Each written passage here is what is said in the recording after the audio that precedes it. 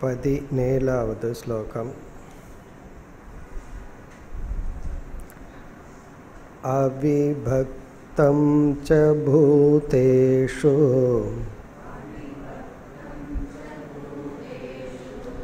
விபக்தமிவ ச ஸ்திதம் பூதபர்த்ரு ச தஜ்ஞேயம் கிரசிஷ்ணு பிரபவிஷ்ணு ச.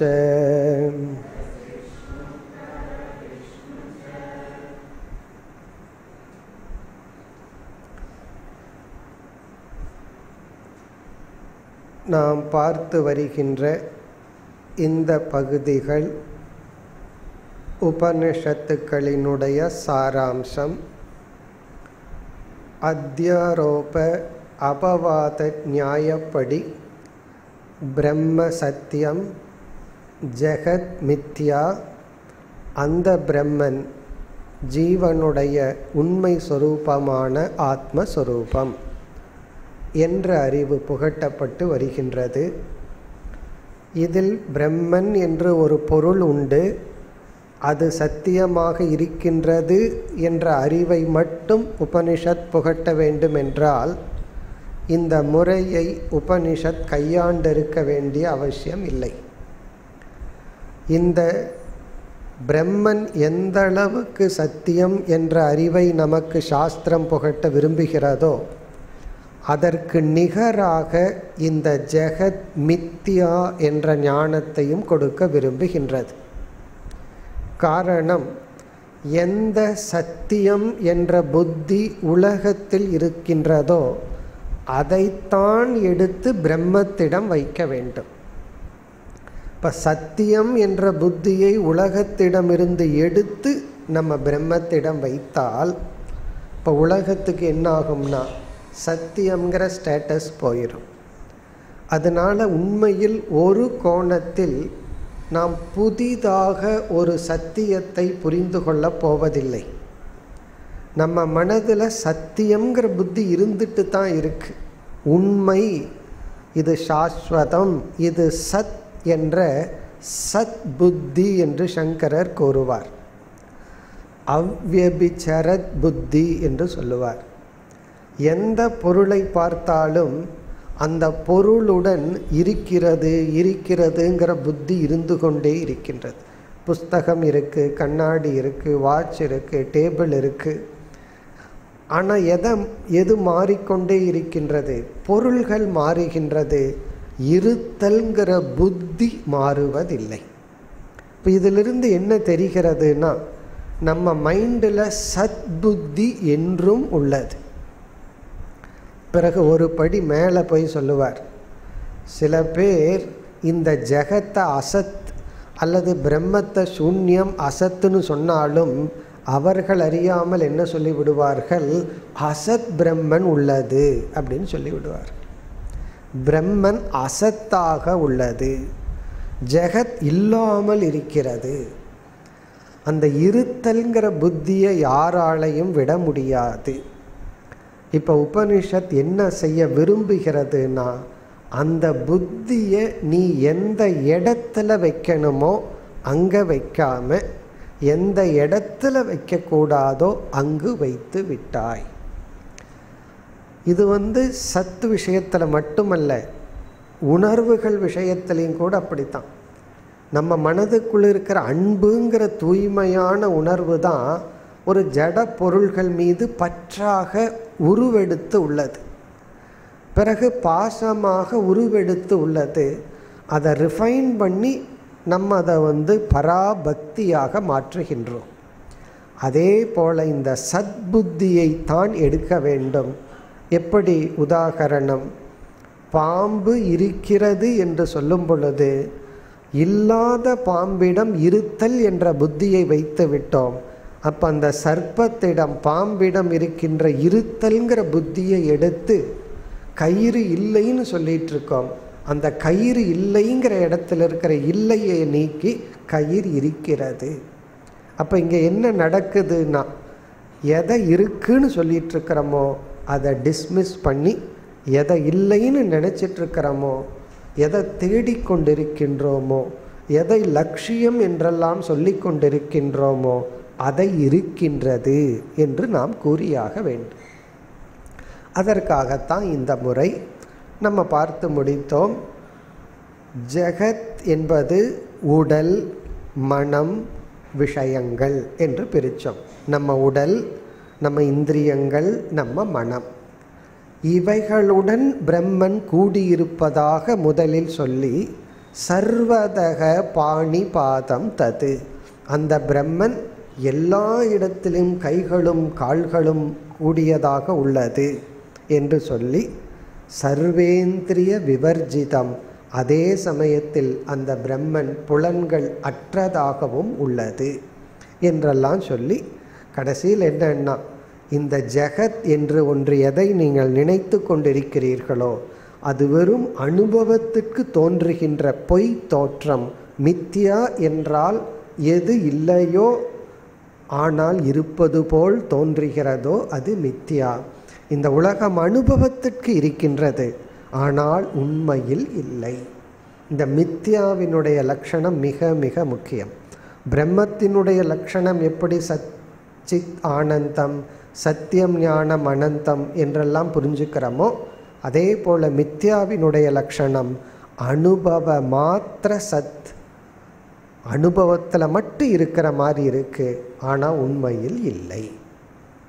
பிறகு அந்த பிரம்மன் இரண்டற்றது, அது நகர்வதும் இல்லை நகராமல் இருப்பதும் இல்லை என்றெல்லாம் கூறி இந்த ஸ்லோகத்தில் ஜீவன் பிரம்மன் இந்த வேற்றுமையானது நீக்கப்படுகிறது. இப்போ பிரம்மன் உணர்வு சொரூபம்னா நான் உணர்வு சொரூபம், 10 அடி தள்ளி இருக்கின்ற நீங்கள் உணர்வு சொரூபம், இடையில பிரம்மன் இல்லையே, இடையில உணர்வை நான் பார்க்கலையே. அதைத்தான் பகவான் கூறுகின்றார், விபக்தம் இவச்ச ஸ்திதம். விபக்தம்னா பிளவுபட்டது போல் அந்த பிரம்மன் தெரிகின்றது. அதாவது ஒரு ஜீவனுக்கு இனியொரு ஜீவனுக்கு இடையில பிரம்மன் இல்லாதது போல் உள்ளது. ஆனால் உண்மையில் என்ன, அவிபக்தம் ச பூதேஷு, ஒரு ஜீவனுக்கும் இனியொரு ஜீவனுக்கும் இடையில் பிளவுபடாமல் அந்த பிரம்மன் இருக்கின்றது. பூதேஷுன எல்லா ஜீவராசிகளுக்குள்ளும் பிளவுபடாமல் அந்த பிரம்மன் இருக்கின்றது. ஆனால் அனுபவத்தில் பிளவுபட்டது போல் தெரிகிறது. ஏன் அப்படி தெரிகிறது என்றால், இடையில் மனம் என்கின்ற உபாதி இல்லை. எந்த இடத்துல மனம் சூக்ஷ்ம சரீரம்ங்கிற ஒரு உபாதி இருக்கோ அங்குதான் அந்த பிரம்மன் வெளிப்படுகிறது. மீதி இடத்தில் அது வெளிப்படவில்லை. சென்ற வகுப்பில் பார்த்தோம், 10 அடி டிஸ்டன்ஸில் 2 பானை இருக்குது, அல்லது 1000 பானையும் நம்ம கொஞ்சம் கொஞ்சம் டிஸ்டன்ஸில் வச்சுருக்கிறோம். மேலே சூரிய ஒளி, பானைக்குள்ளே தண்ணீர் உள்ளது. அப்போ என்ன தெரியும்னா, இந்த இடத்துல சூரிய பிரதிபிம்பம், அங்கே ஒரு சூரிய பிரதிபிம்பம், அங்கே ஒன்று, இடையில சூரியன் இல்லாதது போல் தெரிகிறது. ஆனால் சூரியன் ஒன்று இந்த உபாதிக்குள்ளெல்லாம் தன்னை பொய்யாக வெளிப்படுத்தி உள்ளது. அந்த கருத்தை இங்கு கூறப்பட்டது. பிறகு அந்த பிரம்மனே பூத பர்த்ரு, எல்லா ஜீவராசிகளையும் காப்பவர், தத்ஞேயம் கிரசிஷ்ணு பிரபவிஷ்ணு, படைப்பவர், பிறகு தனக்குள் எடுத்து கொள்பவர், சிருஷ்டி ஸ்திதி லய காரணம். இப்போ அந்த பிரம்மன் தது ஞேயம் பிரம்ம, முதல் வரியில் ஜீவ ஐக்கியத்தை சொல்லி 2வது வரியில் அவரே ஈஸ்வரன் என்றும் சொல்லப்படுகிறது. தது ஞேயம், அந்த ஞேயம் தத்துவமே ஈஸ்வர தத்துவமாகவும் அந்த ஞேய தத்துவமே பொய்யான ஜீவ தத்துவமாகவும் வெளிப்படுகிறது என்று கூறி, இனி அடுத்த ஸ்லோகத்தில் அந்த பிரம்மத்திற்கு உபனிஷத் ஸ்வயம் ஜோதி என்ற ஒரு பெயர் கொடுக்கும். அந்த தத்துவத்தை பகவான் இங்கு விளக்குகின்றார். அடுத்து 18வது ஸ்லோகம். இதுவும் உபனிஷத்தில் கூறப்படுகின்ற ஸ்வயம் ஜோதிங்கிற கருத்தானது விளக்கப்படுகின்றது. ஜோதிஷாமபி தத் ஜோதிஹி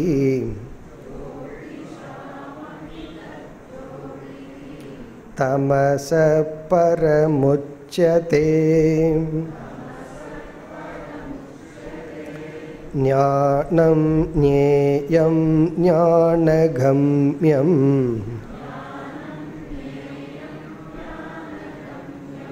ஹ்ருதி சர்வஸ்ய விஷ்டிதம்.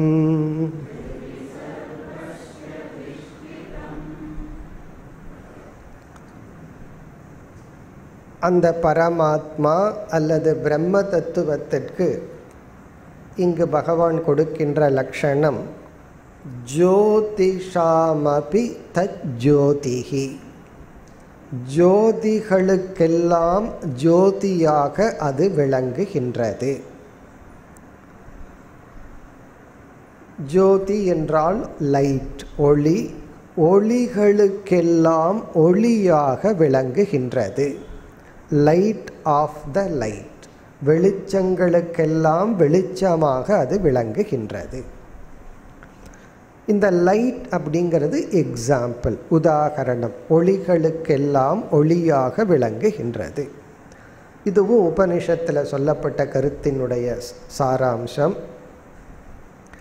இங்கு எதை ஒளி என்று சொல்வோம் என்றால், மனதில் தோன்றுகின்ற ஞானம், அறிவானது சாஸ்திரத்தில் எப்பொழுதும் லைட், ஒளிக்கு உதாகரணமாக சொல்லப்படும். ஞானம் ஈக்குவல் டு லைட், அஞ்ஞானம் ஈக்குவல் டு டார்க்னஸ். இருளும் அஞ்ஞானமும் எப்பொழுதும் ஒன்றாக கூறப்படும், கம்பேர் பண்ணப்படும். அறிவும் ஒளியும் அல்லது ஜோதியும் ஒப்பிடப்படும். இப்போ ஏன் அந்த எக்ஸாம்பிள் என்றால், இந்த அறியாமை என்ன செய்கின்றது, சத்து வஸ்துவை நமக்கு அறிவிப்பதில்லை. அது இருக்கு, ஆனால் இருப்பதை உணராமல் செய்கிறது. அதே போல் இருள் என்ன செய்கின்றது, இருக்கின்ற பொருளை, அந்த இருப்பை நம்மால் உணர முடியாமல் இருப்பதற்கு காரணம் ஆகிறது.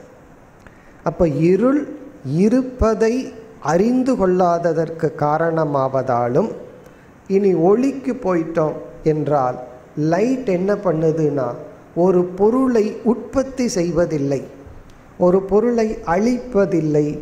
பிறகு என்ன செய்கிறதுனா, இருந்தால் இருப்பதை காட்டி கொடுக்கின்றது. ஒரு பொருள் இருந்தால் அந்த வெளிச்சம் அதை காட்டி கொடுக்கும், இல்லைன்னா அந்த இல்லாமையையும் அது காட்டி கொடுக்கும். பீரோவில் இது இருக்கான்னு பாருங்கிறோம், போய் பார்க்குறோம், இல்லை. அந்த பீரோவில் இருட்டாக இருந்ததுன்னா இல்லைன்னு சொல்ல முடியாது, இருக்குன்னு சொல்ல முடியாது. அதில் லைட் இருந்தால் ஒன்றா இருக்குன்னு சொல்லுவோம், இல்லைன்னு சொல்லுவோம். அப்போ அந்த லைட்டு இருப்பு இல்லாமையை காட்டி கொடுக்கிறது.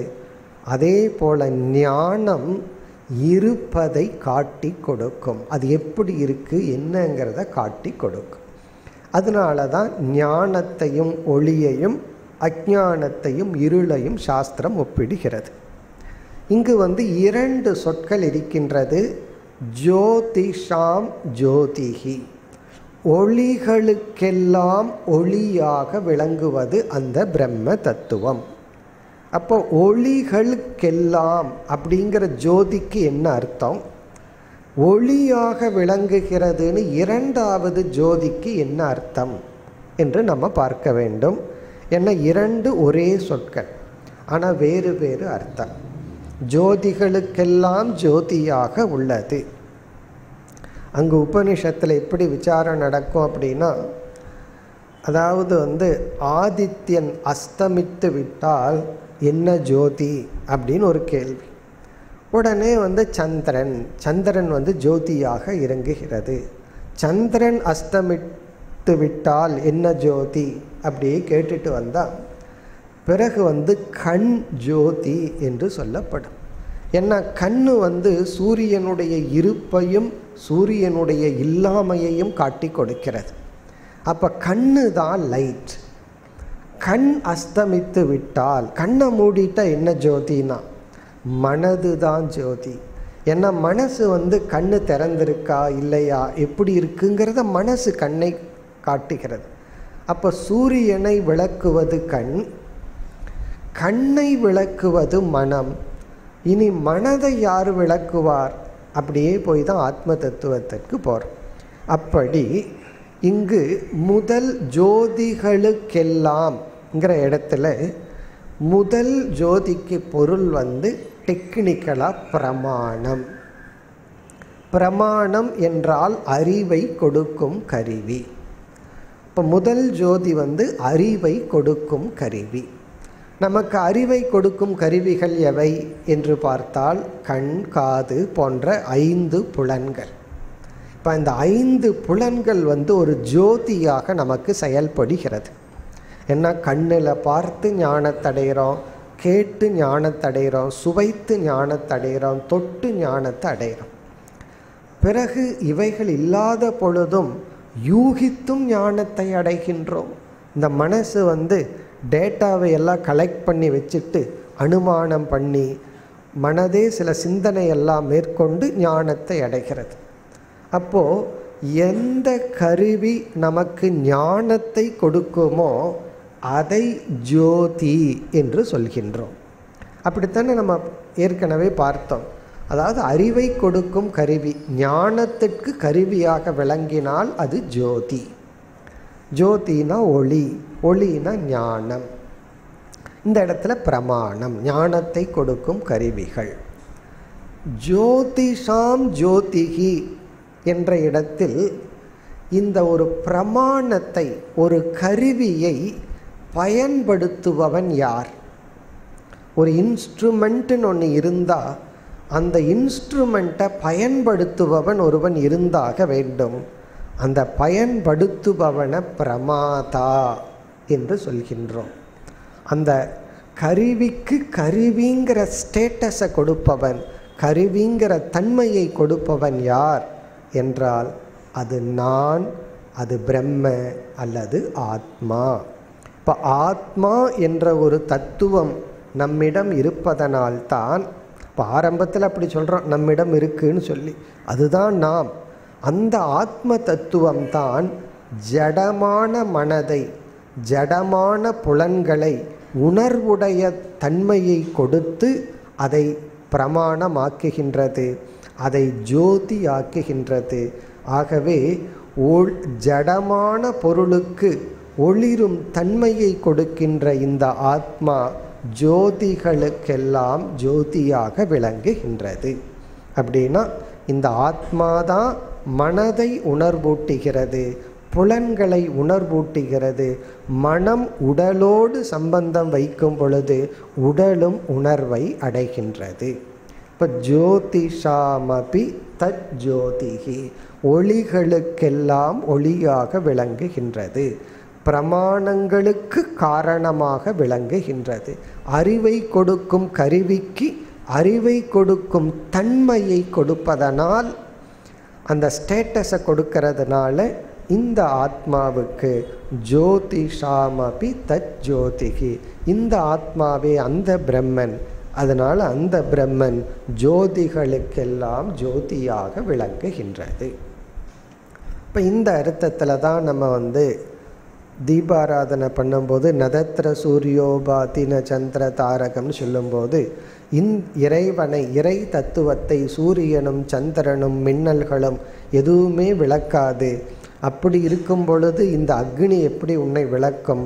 தமேவ பாந்தம் அனுபாதி சர்வம், அந்த பிரம்மத்தை சார்ந்துதான் இவைகள் அனைத்தும் விளங்குகின்றன என்ற பெரிய தத்துவத்தை சாதாரண பூஜையிலேயே நம்ம டெய்லியும் சொல்லுவோம் தீபாராதனை செய்யும் பொழுது.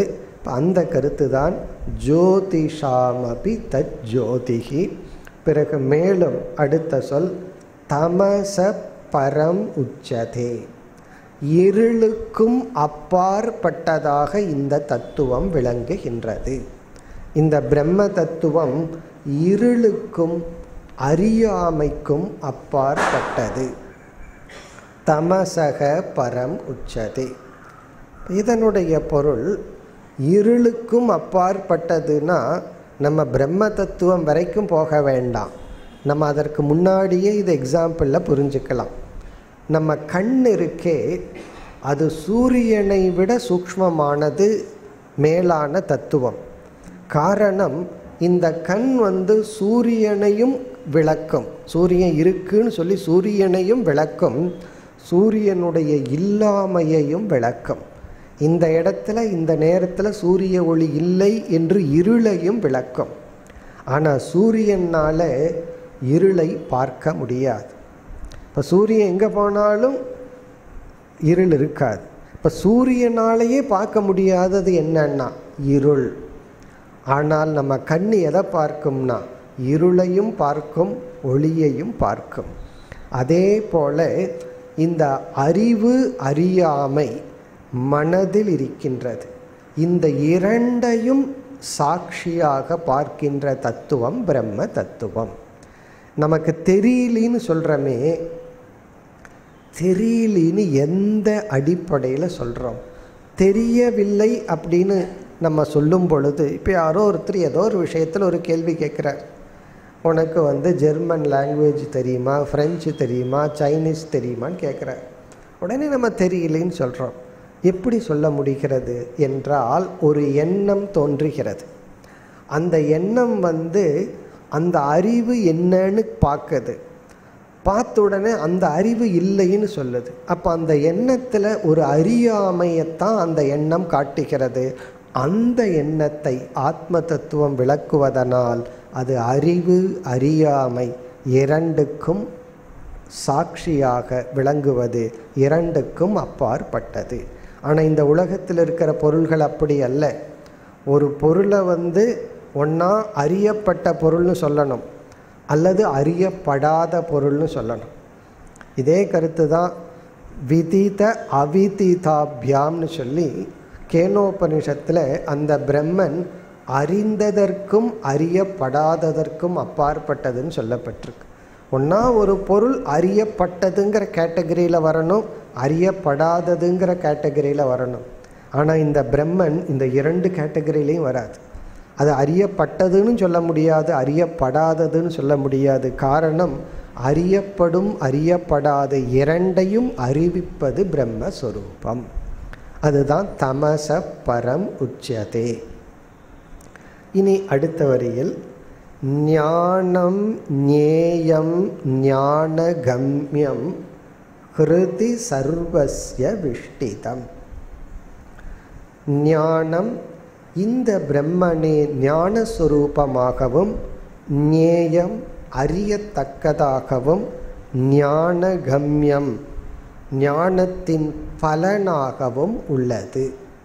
இதனுடைய சாராம்சம் சர்வம் பிரம்ம, இந்த பிரம்மனே அனைத்துமாக உள்ளது. அதைத்தான் பகவான் இவ்விதம் கூறுகிறார், இதுவே ஞானம், இதுவே ஞேயம், இதுவே ஞான கம்யம். ஆனால் இந்த அத்தியாயத்தில் நம்ம ஞானம்ங்கிற சொல்லுக்கு பண்புகளை பார்த்தோம்.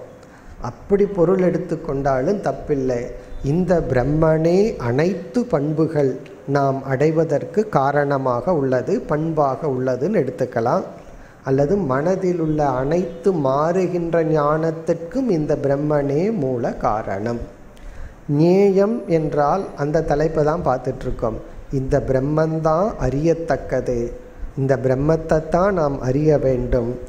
ஞான கம்யம் ஞான விஷயம் அல்லது ஞான பலன். இந்த ஞானத்தினுடைய பலனாக நம்ம எதை அடைவோம்னா பிரம்மத்தை தான் அடைவோம். பிரம்ம வேத பிரம்மைவ பவதிங்கிறது வாக்கியம். அதாவது பிரம்மத்தை அறிந்தவன் பிரம்மத்தை அடைகின்றான்.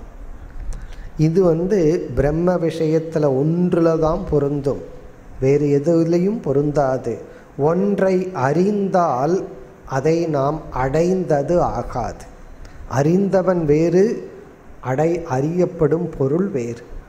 பிரம்ம விஷயத்தில் மட்டும்தான் அது டேலி ஆகும். பிரம்மத்தை அறிஞ்சால் பிரம்மத்தை அடையலாம், வேறு விஷயத்தில் அப்படி அல்ல. அப்படி இருந்தால் என்ன ஆகிறது, நான் எதையெல்லாம் அறிகின்றனோ நானே அதுவாகிறேன்னு வச்சுக்கோமே. கிளாஸ் முடிஞ்சு போன உடனே ரோட்டில் எதையாவது போகிறத பார்ப்பேன், நான் அறிவேன், உடனே அதுவாக மாறி விடுவேன். என்ன ஆகிறது? அப்படி ஆக முடியாது. நான் அறிவதனாலேயே அதிலிருந்து நான் வேறுபட்டவன். திருஷ்ய விவேகத்தில் அதான சொல்கிறேன், நீ எதை அறிகிறாயோ அதிலிருந்து நீ வேறுபட்டவன்.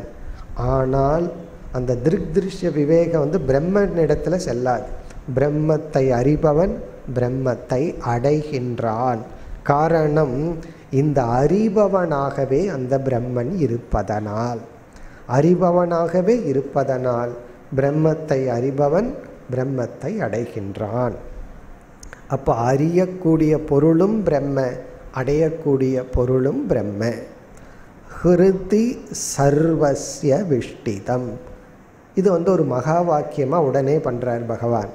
ஜோதிகளுக்கெல்லாம் ஜோதியாக இருக்கின்ற அந்த பிரம்மனே சர்வஸ்ய ஹிருதி விஷ்டிதம், எல்லா ஜீவராசிகளினுடைய ஹிருதயத்தில் வீற்றிருக்கின்றது, சாட்சியாக உள்ளது, சிதாபாசனுக்கு காரணமாக உள்ளது என்று இந்த ஸ்லோகத்தில் உபனிஷத்தினுடைய சாராம்சத்தை பகவான் கூறி ஞேயம் என்ற தலைப்பு இத்துடன் நிறைவு செய்யப்படுகின்றது. இனி அடுத்த ஸ்லோகத்தில் பகவான் நான் ஞேயம்ங்கிற தலைப்பை நிறைவு செய்து விட்டேன், இந்த ஞானத்தினால் இது பலன் என்று கூறி பிறகு அடுத்த ஸ்லோகத்திலிருந்து அடுத்த தலைப்புக்கு செல்ல போகின்றார். இப்போ அடுத்த ஸ்லோகம் ஜஸ்ட் ஒரு கன்க்ளூஷன், ஞேயம்ங்கிற தலைப்பு நிறைவு பெறுகிறது. அதாவது இதை உண்மையிலேயே ரொம்ப விளக்கமாக சொல்லணும், இருந்தாலும் பகவான் என்ன பண்ணிட்டார், சுருக்கமாக கூறியுள்ளார். காரணம் என்ன, இது உபனிஷத்தினுடைய சாராம்சம், நம்மளும் அதை சுருக்கமாகத்தான் பார்த்திருக்கின்றோம். இனி அடுத்த ஸ்லோகம். ஈதி க்ஷேத்ரம் ததா ஞானம்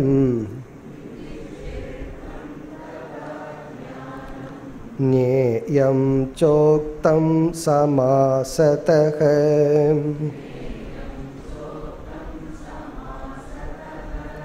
மத்பக்த ஏதத் விஜ்ஞாய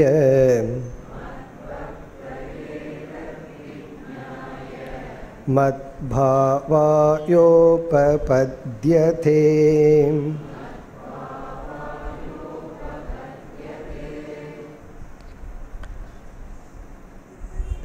இந்த ஸ்லோகத்தில் நான் இந்தந்த தலைப்பை கூறி நிறைவு செய்து விட்டேன் என்று கூறி இந்த ஞானத்தினால் என்ன பலன் என்று கூறி முடிக்கின்றார்.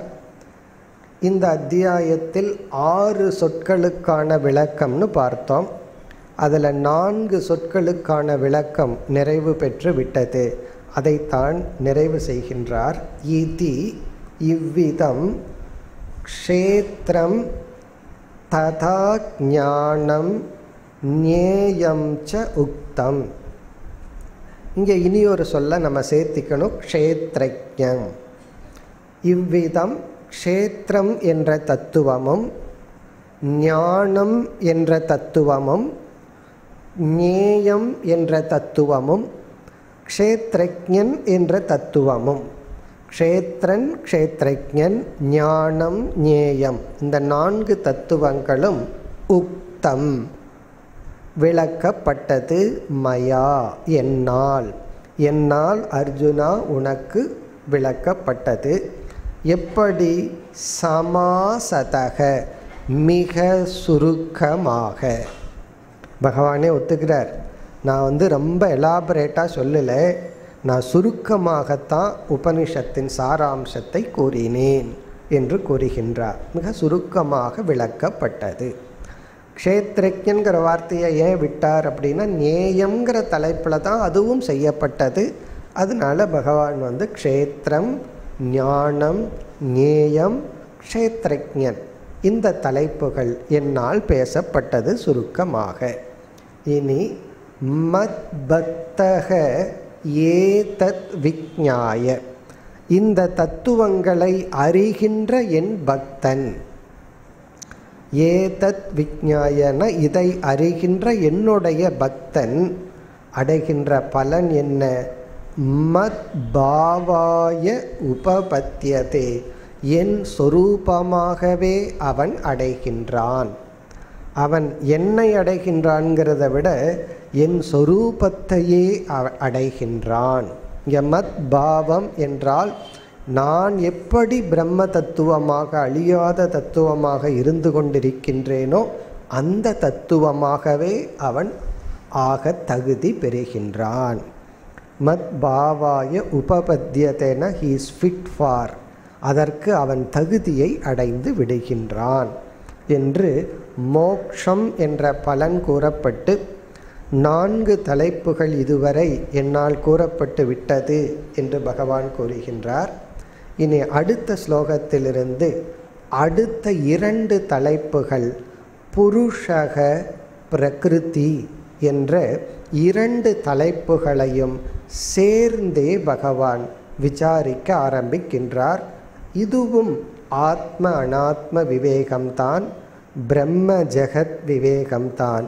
இதுவும் உபனிஷத்தினுடைய சாராம்சம். இப்போ சில ஸ்லோகங்களில் மீண்டும் பகவான் உபனிஷத்தினுடைய சாராம்சத்தை பிரகிருதி புருஷன் என்ற சொல்லால் விசாரிக்க ஆரம்பிக்கின்றார். அடுத்து 20வது ஸ்லோகம். பிரகிருதிம் புருஷம் சைவ வித்யநாதி உபாவபி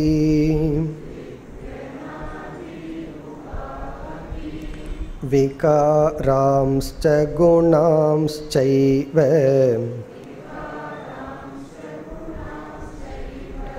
வித்தி பிரகிருதி சம்பவான்.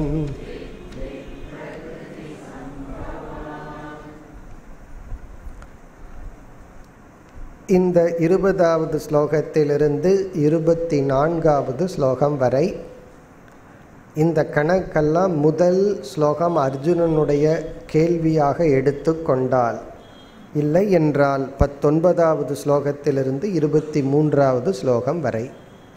சில புஸ்தகங்களில் இந்த அத்தியாயத்தில் மட்டும் மாறி இருக்கலாம். இப்போ இந்த ஸ்லோகங்கள் 20லிருந்து 24 வரை பிரகிருதி புருஷன் என்ற சொல்லால் மீண்டும் பிரம்ம மாயா தத்துவம் விளக்கப்படுகின்றது. இப்போ இந்த ஸ்லோகங்கள் முடிச்சிட்டோம் அப்படின்னா பிறகு சாதனைகள் பலன் என்ற முடிவுரையுடன் இந்த அத்தியாயம் நிறைவு பெறும். இப்போ இந்த அத்தியாயத்தை முடிச்சிட்டோம்னா 15வது அத்தியாயத்தில் கொஞ்சம் ஆத்ம விசாரம். அதை விட்டுட்டோம் அப்படின்னா இனிமேல் வருகின்ற முழு கீதையில் நம்ம வேல்யூஸை தான் பார்க்க போகிறோம். விதவிதமான கோணங்களில் பண்புகளைத்தான் பகவான் கூற போகின்றார். அப்போ இது கடைசிக்கு முன்னத்த விசாரம். ஏன்னா 15ல் கொஞ்சம் ஆத்ம தத்துவம் உள்ளது. இப்போ இங்கே மீண்டும் பிரம்ம மாயா விசாரம். பிரகிருதி புருஷன் என்ற சொல் சாங்கிய மதத்தில் அதிகமாக பயன்படுத்தப்படுகின்ற சொல். அதே சொல்லை பகவான் இங்கு எடுத்து கொண்டுள்ளார். சாங்கியர்கள் எதை பிரகிருதி என்று சொல்கிறார்களோ அந்த தத்துவத்தை நாம் மாயா என்று அழைக்கின்றோம். வேதாந்தத்தில் மாயா என்று அழைக்கப்படுவது தான் பிரகிருதி. புருஷக என்று அழைக்கப்படுவது பிரம்ம. பிரம்மத்தை தான் புருஷன் என்று அழைக்கப்படுகிறார்கள்.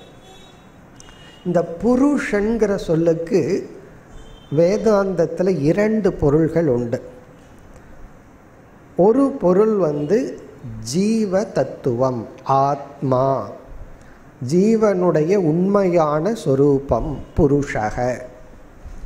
அது எப்படி என்றால் புரி சேதே இது புருஷக. புரி என்றால் இந்த உடலை சாஸ்திரம் ஒரு நகரத்திற்கு உதாரணமாக சொல்லும், ஒரு சிட்டியை போல. சேதேன இந்த உடலுக்குள் வெளிப்படுவதனால் அந்த ஆத்மாவுக்கு புருஷன் என்று பெயர். ஏன்னா இந்த உடலுக்குள்ள தன்னை வெளிப்படுத்தி கொண்டதனால் ஆத்மாவுக்கு ஒரு பெயர் புருஷன். 2வது பொருள் பூரயதி சர்வம் இது புருஷக. பூரயதி சர்வம்னா இந்த உலகத்தை முழுவதும் வியாபிப்பதனால் புருஷன், அது பிரம்ம தத்துவத்தை குறிக்கின்றது. அப்படி புருஷன்கிற சொல் உடல்னு பொருள் எடுத்துட்டா ஆத்ம தத்துவம், உலகம்னு பொருள் எடுத்துட்டா அனைத்தையும் வியாபிக்கிறதுன்னு பொருள் எடுத்துக்கொண்டால் அது பிரம்ம தத்துவம். இனி இந்த மாயா, இந்த பிரகிருதி புருஷன், மாயா பிரம்ம, இதை பற்றி சில முக்கியமான ஆழமான கருத்தை இந்த ஸ்லோகங்களில் பகவான் குறிப்பிடுகின்றார். என்ன பகவான் கூறுகிறாருங்கிற விளக்கத்தை பார்த்துட்டு ஸ்லோகத்துக்குள்ளே நம்ம போகலாம். இப்போ சில அடிப்படையான விளக்கம் இருந்தால் தான் இந்த ஸ்லோகங்களெல்லாம் நமக்கு விளங்கும். இப்போ மாயா மாயா அப்படின்னு நம்ம எத்தனையோ முறை கேள்விப்பட்டிருப்போம். இந்த மாயையினுடைய லட்சணம் என்ன, தன்மை என்ன, சொரூபம் என்ன, அதுதான் இங்கே பிரகிருதிங்கிற சொல்லில் சொல்லப்படுகிறது. பிறகு பிரம்மன், அதுவும் நம்ம விசாரம் பண்ணிகிட்ருக்கிற தத்துவம்தான். அந்த பிரம்மத்தினுடைய சொரூபம் என்ன? இப்போ நம்ம பார்க்க போகிற விசாரம் என்னவென்றால், இந்த மாயைக்கும் பிரம்மத்திற்கும் உள்ள ஒற்றுமை வேற்றுமை என்ன, சிமிலாரிட்டி என்ன, டிஃபரன்ஸ் என்ன, இப்படி பிரித்து பார்த்தா தான் நமக்கு கொஞ்சம் விளங்கும். இப்போ பிரம்மம் மாயைன்னு ரெண்டு தத்துவம் இருக்குது, சாஸ்திரத்துலேருந்து கேட்டிருக்கோம்.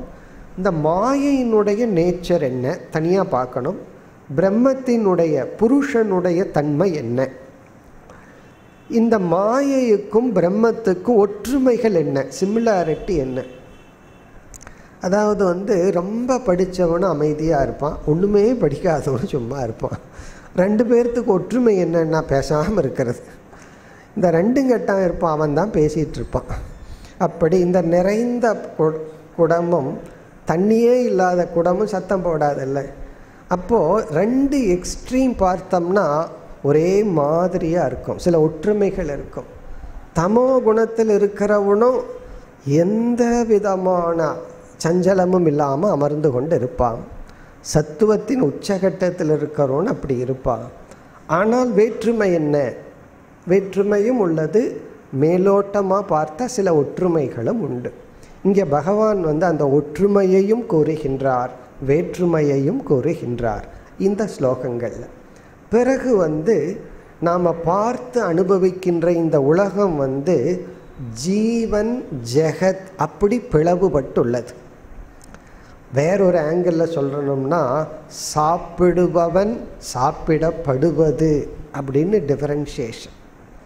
அதாவது என்ஜாய் பண்ணுறவன் என்ஜாய் பண்ணப்படும் பொருள், போக்தா போக்யம் அப்படி டிவிஷன் ஆகிருக்கு. அனுபவிப்பவன் அனுபவிக்கப்படும் பொருள். இந்த உலகம் அனுபவிக்கப்படும் பொருள், நம்மெல்லாம் அனுபவிப்பவர்கள்.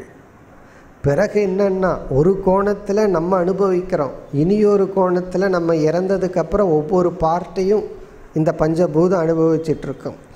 அப்படி மாறி மாறி இருக்கும். மான் என்ன பண்ணுதுன்னா புல்லை அனுபவிச்சிட்ருக்கு, சிங்கம் புலி என்ன பண்ணுன்னா மானை அனுபவிக்கும். அது இதை சாப்பிடும், அதை இதை சாப்பிடும். அப்போது ஒரு ஜீவராசிக்கு இனி ஒன்று அனுபவிக்கப்படும் பொருள், இனி ஒரு ஜீவராசிக்கு இனி ஒன்று அனுபவிக்கப்படும் பொருள், அப்படி மிக்ஸாக இருக்கு. பட் இருந்தாலும் டிவிஷன் என்னன்னா சேதன ஜட தத்துவமாக உலகம் விளங்கி கொண்டு இருக்கின்றது. உணர்வுடைய ஜீவர்கள், பிறகு உணர்வற்ற ஜடமான இந்த உலகம்.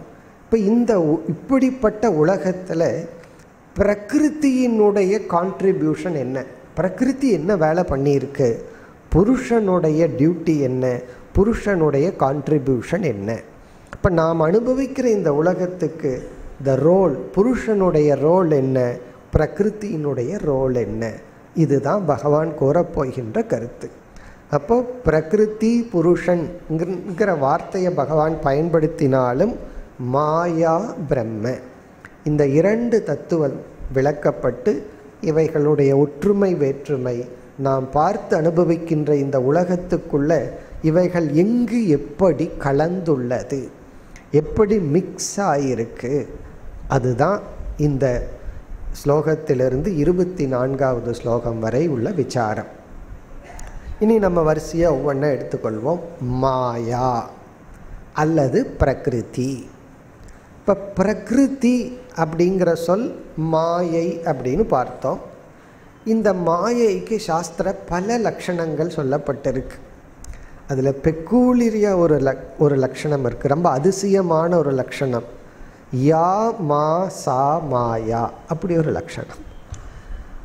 யா மா, மானா இல்லை, யான்னா எது, எது இல்லையோ அது மாயை, இப்படி ஒரு லட்சணம். யா மா சா மாயா, எது இல்லையோ அது மாயை. இந்த லட்சணம் எதை அடிப்படையிலனா மாயையினுடைய ரியாலிட்டியினுடைய அடிப்படையில் இந்த லட்சணம்.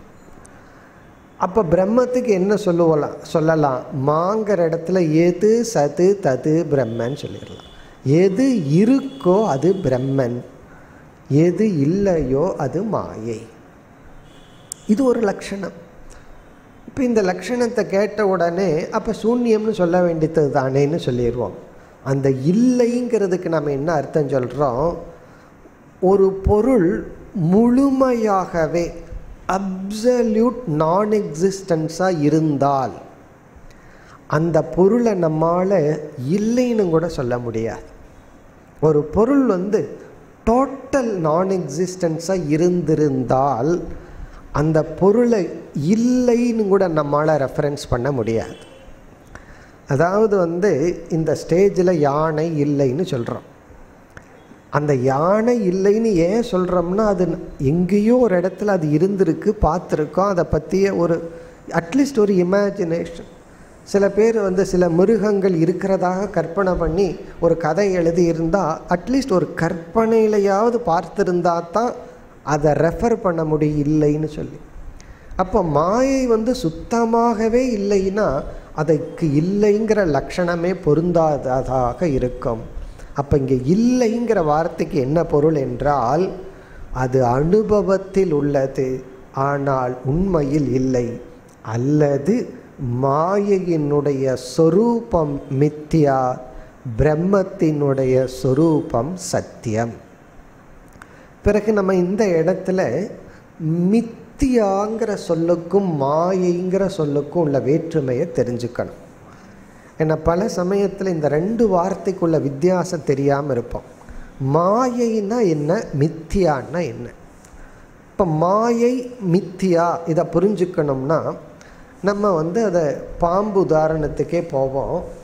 நம்ம அறியாமையில் பாம்பை பார்க்குறோம் இல்லையா, அந்த பாம்பு ஈக்குவல் டு மாயை. அந்த பாம்பு தான் மாயைன்னு நம்ம ரெஃபர் பண்ணுறோம். மித்தியா அப்படின்னா அது பார்க்குற வரைக்கும் தானே இருக்குது, அறிவு வந்ததுக்கப்புறம் போயிருதே.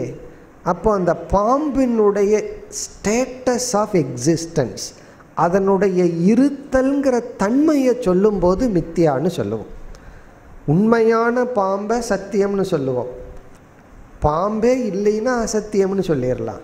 ஆனால் அந்த இடத்துல இருக்கிற மாதிரி தோன்றி கொண்டுள்ள பாம்பு இருக்கு இல்லையா, அதனால தான் மித்தியான்னு சொல்கிறோம். அப்போ மித்தியான்னு சொன்னால் அனுபவத்துக்கு இருக்குது, ஆராய்ந்து பார்த்தால் இல்லை. இப்போ அனுபவத்திற்கு எந்த பொருள் இருக்கோ அந்த பொருளை மித்தியான்னு சொல்லுவோம். அந்த பொருள் இங்கு பாம்பு. அதே போல் மாயை என்பது ஒரு பொருள். அதுதான் ரொம்ப முக்கியமான கருத்து. மாயைங்கிறது ஒரு வஸ்து. அந்த வஸ்து எப்படிப்பட்ட இருத்தல்ங்கிற தன்மையுடன் உள்ளதுன்னா பிரம்மத்தை போல் அது இல்லை, அது மித்யாவாக இருக்கின்ற தன்மையுடைய வஸ்து. இது மட்டும் நம்ம மனசில் போயாச்சு, வேதாந்தம் போயாச்சுன்னு அர்த்தம். போயாச்சுன்னா உள்ளே போயாச்சுன்னு அர்த்தம், மனசுக்குள்ளே போயாச்சுன்னு அர்த்தம். அந்த மாயை அப்படிங்கிறது ஒரு பொருள், ஒரு ஆப்ஜெக்ட். அதுதான் ரொம்ப முக்கியம். மாயைங்கிறது ஒரு பொருள். எப்படி பாம்புங்கிறது ஒரு பொருள். ஏன்னா அது ஒரு பொருளாக இருந்தால் தானே நமக்கு பயத்தை கொடுக்க முடியும். அப்போ மாயைங்கிறது ஒரு பொருள். அந்த பொருளினுடைய இருப்பை பற்றி நம்ம பேசுகிறோம். அது எப்படி அப்சல்யூட்டாக இருக்கா? என்னுடைய ஞானத்துக்கு முன்னாடியும் ஞானம் இருக்கும்போதும் ஞானம் வந்ததுக்கப்புறமும் இருந்தால் அது சத்தியம். ஆனால் ஞானம் வந்ததுக்கப்புறம் ஓடி போகுது. ஞானத்துக்கு முன்னாடி தான் அது இருக்குது. அறியாமல் இருக்கும் பொழுது தான் அந்த பாம்புங்கிற பொருள் இருக்குது. அறிவு வந்ததுக்கப்புறம் காணாமல் போயிடுது. அப்படிப்பட்ட தன்மையுடைய பொருள் மாயை. இப்போ மாயைங்கிறது ஒரு வஸ்து, ஒரு பொருள். அந்த பொருள் எப்படி இருக்குன்னா பொய்யா இருக்கு, காட்சிக்கு மட்டும் இருக்கின்றது. பாரதி பாடுவான் காட்சி பிழை. அதாவது அந்த மித்யாவுக்கு அவருடைய வார்த்தை காட்சி பிழை. நம்முடைய காட்சியில் ஏற்பட்ட ஒரு பிழைதான் அந்த பொருள். இனி பிரம்மன் என்னன்னா, பிரம்மன் சத்தியம், அந்த கயிற்றை போல அதுதான் இருக்கு. அதன் மீது அது இல்லாத ஒன்றை நாம் பார்த்து கொண்டு இருக்கின்றோம். அப்போ மித்தியாங்கிற சொல் ஒரு பொருளினுடைய இருத்தல்ங்கிற தன்மையை வர்ணிக்கின்ற சொல். சத்தியம் என்ற சொல் ஒரு பொருளினுடைய இருத்தலை வர்ணிக்கின்ற ஒரு சொல். அதாவது 3 காலத்திலும் இருப்பது பிரம்மன். திரிகாலே அபி திஷ்டதி இதி சத். 3 காலத்திலும் இருந்தால் அது சத். அனுபவ காலத்தில் மட்டும் இருந்தால் அது மித்யா. அப்போ மித்யாவுக்கு லட்சணம் வர்த்தமான கால சத்தியத்துவம். வர்த்தமானம் இப்போ மட்டும் இருக்கு, முன்னாடியும் பின்னாடி இல்லை. முன்னாடியும் பின்னாடினா ஞானத்துக்கு முன்னாடி ஞானத்துக்கு பின்னாடி, அப்படி பொருள். இனி இந்த மாயையினுடைய அடுத்த லட்சணத்துக்கு வருவோம். இது நம்ம பார்த்தது ஹையஸ்ட் லட்சணத்தை பார்த்துட்டோம், யாசா யாமா சா மாயான்னு. ஆனால் மாயையினுடைய எளிமையான லட்சணத்துக்கு வந்தோம்னா மாயை திரிகுணாத்மிகா. அப்படித்தான் நம்ம தத்துவத்துல எல்லாம் படிப்போம். 3 குணஸ்வரூபமானது மாயை. அப்போ மாயையிடம் என்ன இருக்குன்னா சத்துவம் ரஜஸ் தமஸ் என்ற 3 குணங்கள் மாயையிடம் உள்ளது. இந்த குணத்தை பற்றியெல்லாம் நான் நல்லா தெரிஞ்சுக்கணுமேன்னு உடனே நமக்கு ஆசை வரும். அது பகவானுக்கு வந்தது.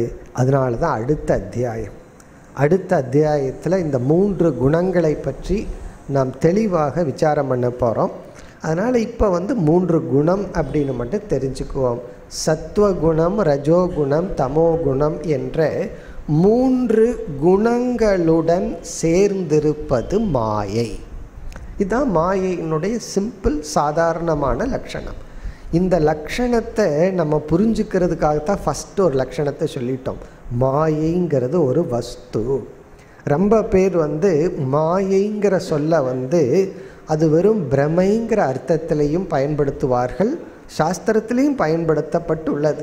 அது வெறும் மாயை அப்படின்னு சொன்னால் அது வெறும் பொய், காட்சி, தப்பு அப்படிங்கிற அர்த்தத்திலையும் பயன்படுத்தப்பட்டுள்ளது.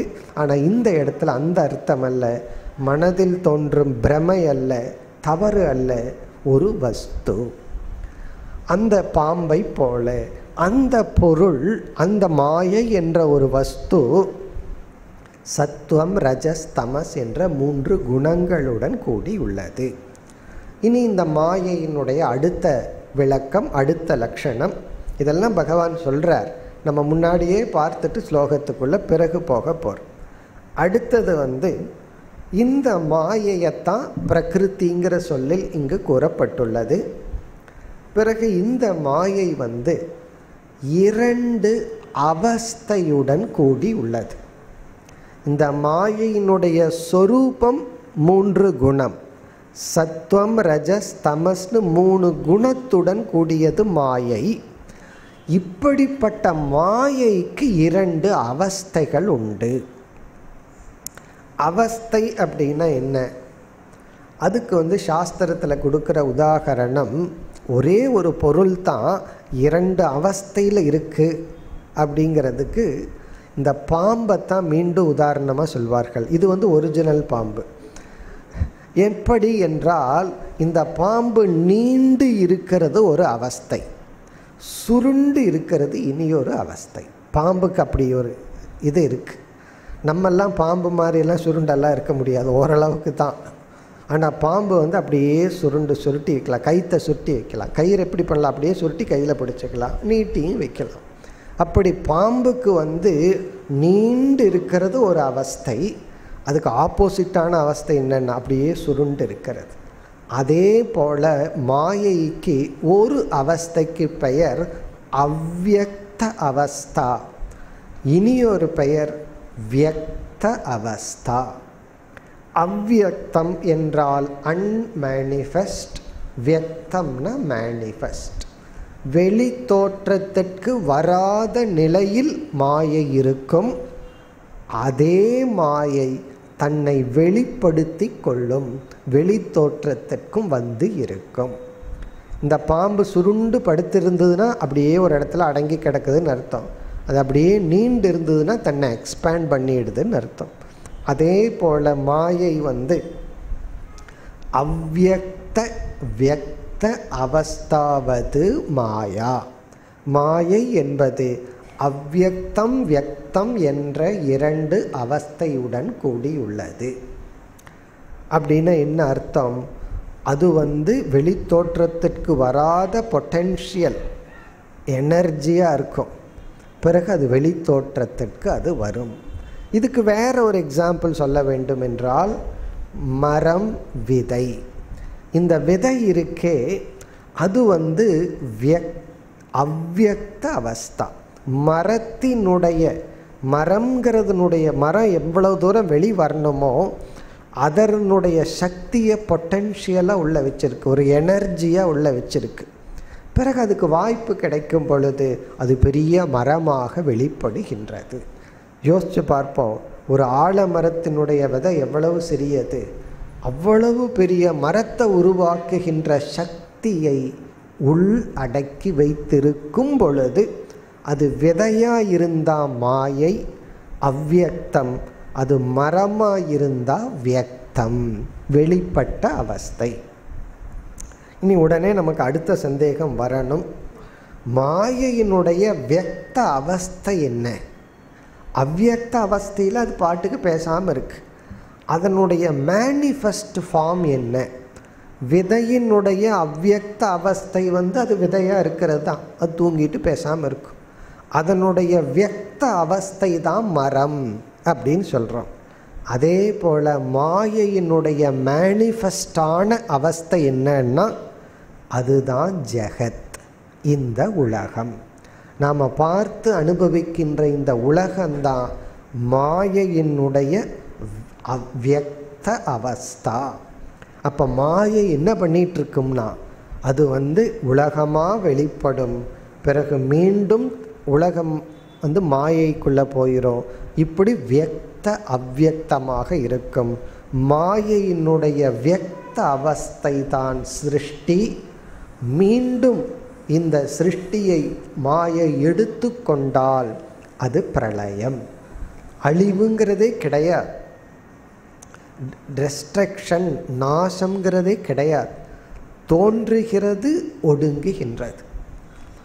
அதனால் நம்ம சாஸ்திரப்படி நாசதோ வித்யதே பாவகங்கிற இடத்துல பகவான் சொல்லுவார் சங்கரர். அதாவது இந்த உலகத்தில் எந்த பொருளையும் அழிக்கவும் முடியாது, உருவாக்கவும் முடியாது. ஒரு மாற்றங்கள் தான் நடைபெற்று கொண்டு உள்ளது. இருக்கிறது வெளிப்படுது, வெளிப்பட்டது இருக்கிறதுக்குள்ளே போகுது. அதனால் பகவானுடைய தராசில், வேயிங் மிஷினில் என்றைக்குமே சேம் வெயிட்டு தான். நமக்கு தான் வெயிட்டு குறையுது, வெயிட்டு ஏறுது. இதெல்லாம் பகவான் என்ன வச்சாரோ அவருடைய எடை கல்லில் பார்த்தோம்னா ஆல்வேஸ் சேம். ஏன்னா என்ன பண்ணுறார், இருக்கிறத வெளிப்படுத்துகிறார், வெளிப்படுத்துகிறத மீண்டும் உள்ளே கொண்டு போயிட்டுருக்கார், அவ்வளவுதான். இப்போ மாயையினுடைய முதல் லட்சணம் திரிகுணாத்மிகா. அது 3 குணங்கிற தன்மையுடன் கூடியுள்ள ஒரு தத்துவம். அதற்கு முன்னாடி அது ஒரு வஸ்து, ஒரு பெக்கூலியர் வஸ்துன்னு பார்த்துட்டோம். அந்த பொருள் 3 குணத்துடன் உள்ளது. அது வியக்த அவ்வியக்த அவஸ்தையாகவும் உள்ளது. பிறகு இதுதான் சாராம்சம். இந்த அவ்வியக்த அவஸ்தையான மாயையத்தான் காரணம் என்று சொல்கின்றோம். காரண அவஸ்தா. என்ன விதைய காரணம்னு சொல்கிறோம் அல்லவா? பிறகு வியக்த அவஸ்தையை நம்ம என்னன்னு சொல்கிறோம்? காரியம். காரியம்னா வெளிப்பட்டது. இப்போ வெளிப்பட்டது காரியம். பிறகு என்னென்னா காரணம்னா மாயை. இப்போ இந்த அளவுக்கு இப்போ நம்ம மாயையை பற்றி தெரிந்து கொண்டால் போதும். மாயை அதை பிரகிருத்தின்னு சொல்லலாம். அது ஒரு வஸ்து, அது ஒரு பொருள் தான். அந்த பொருள் 3 குணங்களுடன் கூடியது. ஆனால் அந்த பொருள் பிரம்மத்துக்கு நிகராக இல்லை. ஆனால் சாங்கிய மதத்தில் பிரகிருதி புருஷனும் 2 பேரும் ஒரே சத்தா என்று சொல்வார்கள். அது நம்ம வேதாந்தத்தில் ஏற்றுக்கொள்வதில்லை. மாயை பாம்பை போல இருக்கிறது, பிரம்மன் கயிற்றை போல மேலான உண்மையாக இருக்கிறது. இனி அடுத்த கருத்து பிரம்மத்துக்கு வரணும். அந்த பிரம்மத்தினுடைய தன்மைகள் என்ன என்று பார்த்தால், இந்த பிரம்மன் திரிகுணாத்மிகான்னு அங்கே பார்த்தோம். 3 குணங்களுடன் கூடியது மாயைன்னு பார்த்தோம். அதற்கு முன்னாடி மாயை என்பது மித்யா சொரூபம் அப்படின்னு பார்த்தோம். அது ஒரு வஸ்து தான், ஆனால் மித்யா சொரூபம்னு பார்த்தோம். இப்போ அந்த இடத்த பிரம்மத்திடம் ஃபில்லப் பண்ணணும்னா என்னென்னு சொல்லணும்? பிரம்ம சத்தியஸ்வரூபம்.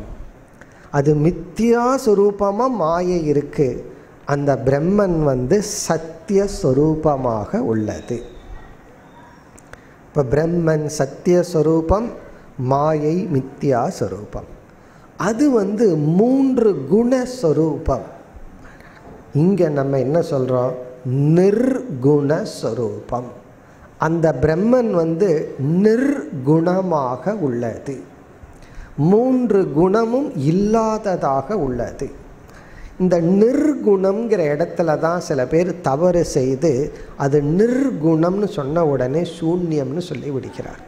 ஒன்றுமே இல்லையே அப்படி. நம்ம அதனால தான் அதுக்கு முன்னாடி சத்தியம்னு சொல்லியாச்சு. அது இருத்தல்ங்கிற சொரூபம்னு சொன்னதுக்கு அப்புறம்தான் நிர்குணம்னு சொல்கிறோம். எடுத்த உடனே நிர்குணம்னு சொன்னால் ஒரு குணம் அங்கே இல்லையேன்னு அது சூன்யமாயிரும். அப்படி நம்ம சொல்லல, அது சத்தியம் நிர்குணம். பிறகு மாயைக்கு 2 அவஸ்தை இருக்குன்னு சொன்னோம். ஒன்று வியக்தம் அவ்வியக்தம்னு. இந்த அவஸ்தை இருக்கே, அதாவது விதையாக இருக்கிறது, பிறகு மரமாகிறது, பிறகு மீண்டும் விதைக்குள்ளே வர்றது, இதைத்தான் விகாரம் அப்படின்னு சொல்கிறோம். அப்போ மாயையை சவிகார சொரூபம்னு சொல்லுவோம்.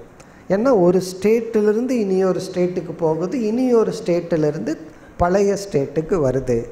பிரம்மத்தை நம்ம நிர்விகாரம். பிரம்மன் எந்த அவஸ்தையும் பிரம்மனிடத்தில் இல்லை.